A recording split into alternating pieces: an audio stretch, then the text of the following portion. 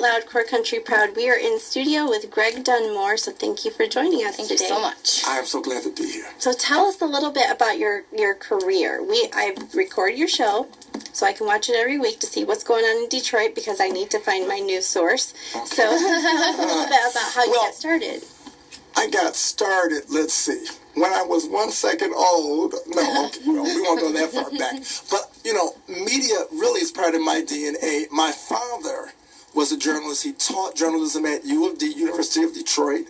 He was also the editor of the Pittsburgh Courier as well as the Michigan Chronicle, and his love was always journalism. He's an inductee in the Michigan Hall of Fame for journalism, so I'm proud to say that. Wow. So you were born into it. I was born into it, yes. And then my mom, Jo Thompson, is a singer of note. She's a very sophisticated cabaret singer in the tradition of Lena Horne, and she knew Frank Sinatra, and Sammy Davis, and the list goes on and on. Billie Holiday, all of the greats. Aretha Franklin, who is a friend of mine as well right now. And I grew up with a diversity of music because my parents loved all kind of music. So I had a journalism background by being born in this sort of family. And then my mom and dad exposed me to so many different types of music. So I mean, when I was a kid, I'm a child of the era of the, you're too young on this, but Ed Sullivan. There was Mike Douglas and Merv Griffin, and all of those variety shows had a host of artistic greats. And, you know, you do country and western, and I think about the great Jeannie C. Riley and Loretta Lynn and Johnny Cash, who I had a chance to meet, by the way. So I'm from that foundation of the greats. And then in jazz, a Sarah Vaughan. When you talk about a Carmen McRae and an Ella Fitzgerald and a Louis Armstrong, I heard all of those types. Lena Horne I had a chance to meet because my mother and Lena, they were friends.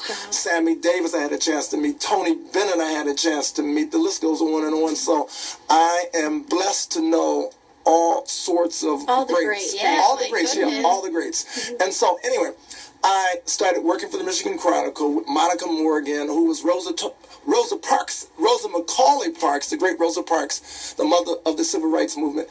She was her photographer and a noted photographer, but Monica Morgan and I, we worked together on a column called About Town for the Michigan Chronicle, and we covered it all from A to Z, and we just were about town, and we did this locally as well as we had a national beat as well, because we went to other cities, be it at Washington and New York, and we covered hot, exciting things, and we brought it back to the city. And when I left the Michigan Chronicle, I started to work for the Detroit News, and I wrote a column called Greg Dunmore's Hot Happenings. And I did the same thing. I covered everything that was hot and happening. And I was working for BET, that's Black Entertainment Television, and I was discovered by this great lady, and she's actually filming us right now. She is pretty great. She's great. Joel Boykins, two-time Emmy Award winner. She's won several awards, and she asked me to work as a reporter for BET covering arts and entertainment. And I actually replaced Ed Gordon, who went on to anchor. And I had the chance to interview everyone from Tony Bennett to Whitney Houston and everybody in between. So it was a wonderful opportunity to do what I love and work in an arena that was so exciting that had a national profile because of Joel Boykins.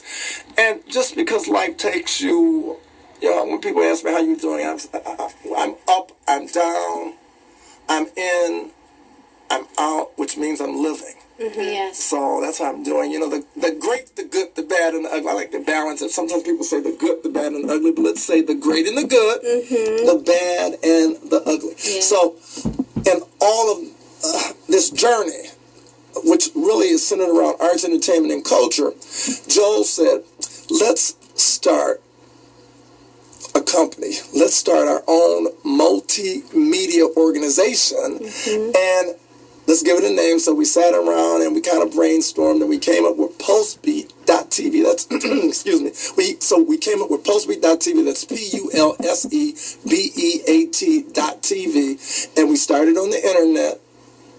our great internet that takes you all over the world. That's right, absolutely. And then that sort of morphed into a television opportunity, and we worked for Channel 10, which was owned by Comcast, the city of Detroit. And then it turned into an opportunity to work on the radio. And so we worked on the radio, which I'm currently doing. I'm covering the arts and entertainment and culture on the Great Music Gathers show, which is WCHB, 1200 AM, 99.9 FM, WCHBNewsDetroit.com, the internet. And then we had an opportunity because of a man by the name of Ed Fernandez, the VP now of the region for the Scripps Broadcasting, and they carry the ABC affiliate stations in this market.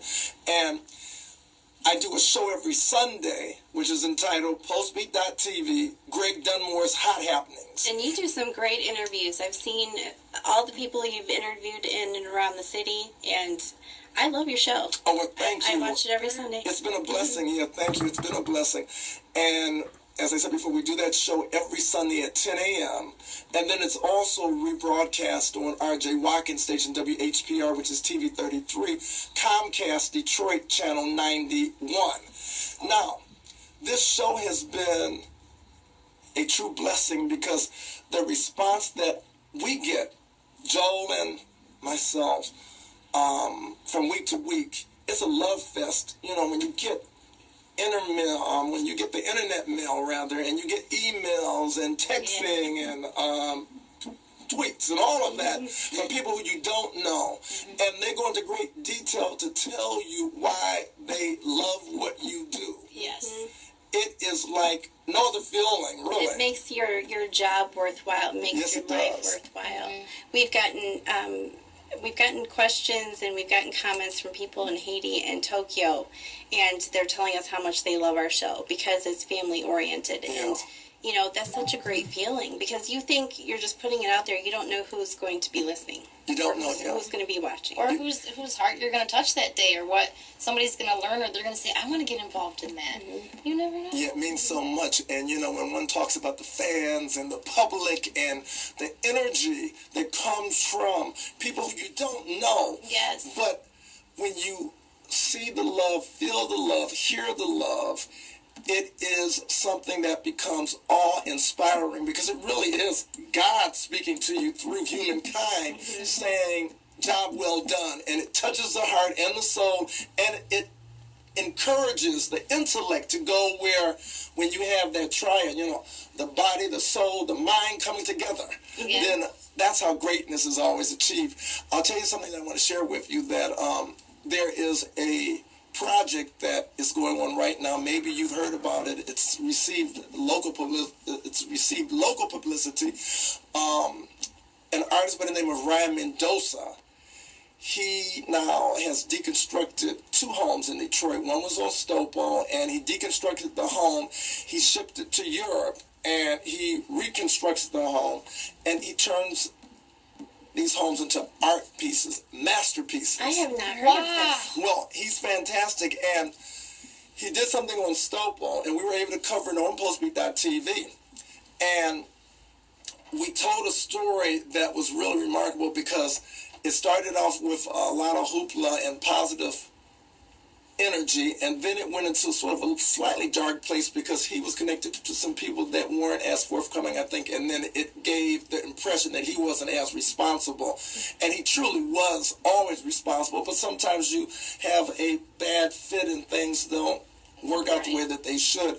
But anyway, he got that together. We were able to cover it and tell the story about the great Ryan Mendoza, his wife Fabia Mendoza, a filmmaker, and she did a film concerning the home on 8 Mile that they deconstructed, and it started out in Belgium, and it's moved to Germany, it's moved all over. And that documentary was Coming Home, The Road to Hell is Filled with Good Intentions. And I got a call from Joel Boykins, and she said that we've got to cover this story. It was like 8 o'clock in the morning on Saturday. And it is the home that Rosa Macaulay Parks, her bloodline name is Macaulay. She was married to Raymond Parks. And that's why it's Rosa. Her name is Rosa Parks. But the Macaulay family, a wonderful family, in the name of their great, in the spirit of their great aunt Rosa, Auntie Rosa for them. The home that she lived in when she left Montgomery, Alabama, and she moved to Detroit. That home is in Southwest Detroit on Deacon Street. And so we went to do a story about the fact that one of the daughters, her name is Rhea, and her dad is Rosa Parks' brother. Okay. And so anyway, she ended up buying the home that Rosa Parks lived in, and they all lived in this home. And the home had become so blighted. And it was really just an eyesore and such a shame, because truly a home where Rosa Parks lived. It's historical. Oh, yes, every brick, every aspect of that home. But because it became blighted. So when I saw the home, I told Rhea that I have to introduce you to an artist that we know by the name of Ryan Mendoza, because I now see a vision, what Ryan did on this home on Stopel Street, not far from 8 Mile, on the west side of Detroit. I think if he saw your home, he could do what he did and turn it into a monument, an artistic statement of great note. So this is what is happening. He has deconstructed that home. The home now is in Germany, and it is being reconstructed, redefined as a magnificent piece of art, and it's going to tour Europe, and it's going to spread the word. That's great. Of Rosa Parks. But guess what? We were the bridge. And I know that if we weren't involved in the media, and we're multimedia like you guys are, we do TV, traditional TV, radio, we're on the internet.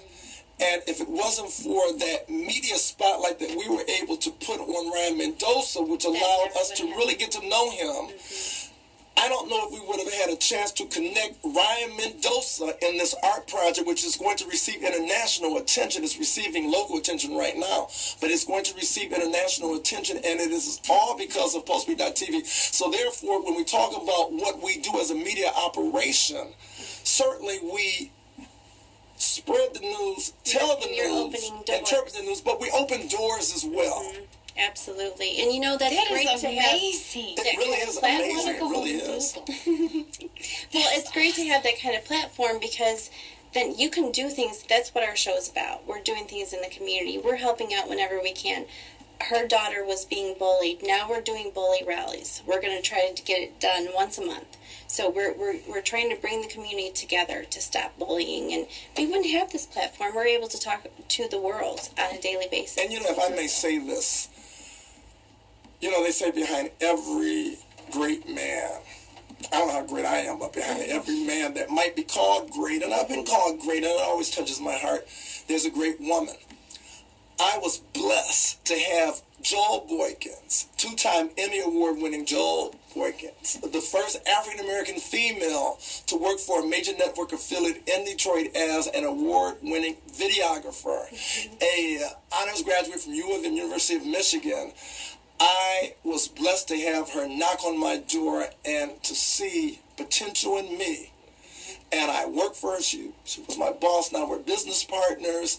And I could not be doing what I'm doing right now if it wasn't for Joel Boykins. And then in radio, the queen of talk radio, Mildred Gaddis, also, she stopped me and she said, I want you to be a part of my show. And I've had many opportunities to even host the show, which we're going to talk about hosting and some of the secrets of hosting a radio show. But I've been blessed to have some great women in my life. Joel Boykins, she has no equal.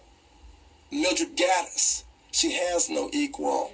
And so you see, when you have a strong woman, anything is possible. Anything is possible. Yes, it is. Absolutely. Okay, when we come back, we're going to talk about doing your own radio